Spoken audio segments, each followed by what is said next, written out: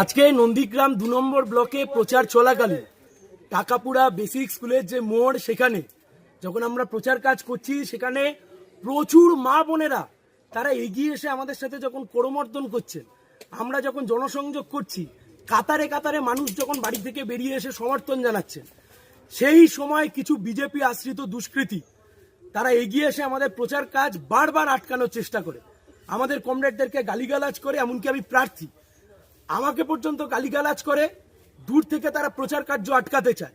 পাল্টা সেখানে আমরা প্রতিরোধ গড়ে তুলি। এরা হচ্ছে সেই লোক যারা কিছুদিন আগে তৃণমূল কংগ্রেসের ঝান্ডা ধরে নন্দীগ্রামকে অশান্ত করত, আজকে এরা বিজেপির ঝান্ডা ধরে নন্দীগ্রামকে অশান্ত করছে।